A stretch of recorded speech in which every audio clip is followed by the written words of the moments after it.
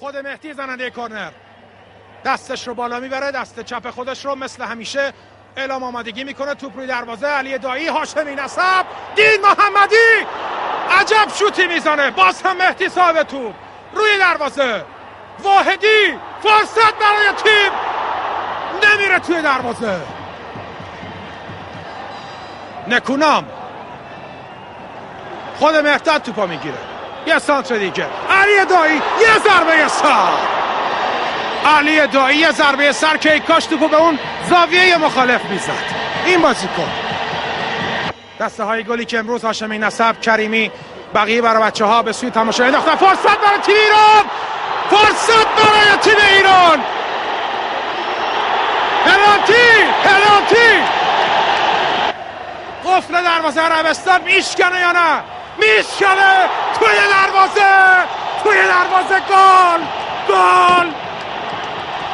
گل برای ایران.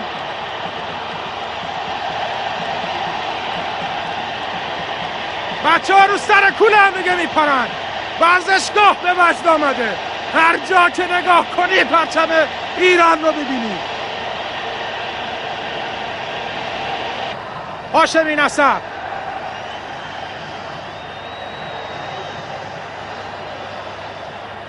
عوض میکنه، البته تو به عربستانی ها میرسه. روی دروازه میرزاپور، حسابی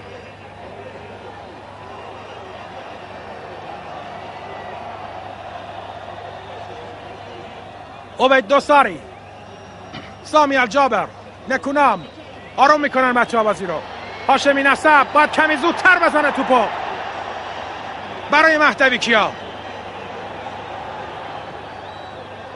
واحدی صاحب توپ به دایی میتونه بندازه، علی دایی صاحب توپ توی دروازه،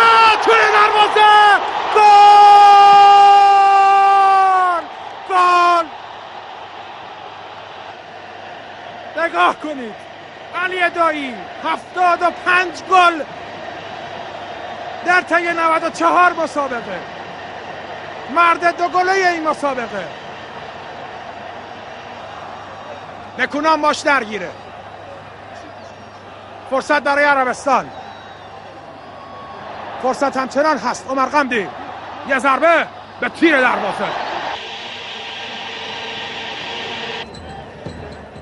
در ورزشگاه آزادی قراره که ایستگاه‌های سلامتی برای پذیرایی از تماشاگران حاضر در ورزشگاه برقرار باشه. ببینیم آیا این جشن کامل میشه یا نه. یه ضربه سرکش از واحدی نیکبخت، سنگین زد توپ رو. نگاه کنیم با هم، واقعا این خطر از بیخ گوشه عربستان گذشت. مهرداد میناوند برای سامره، خود سامره، فرصت داره سامره توی دروازه، نه توی دروازه جا نمیگیره توپ.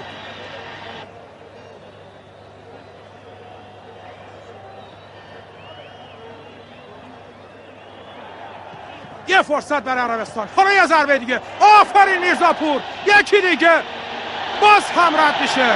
آفرین میرزاپور.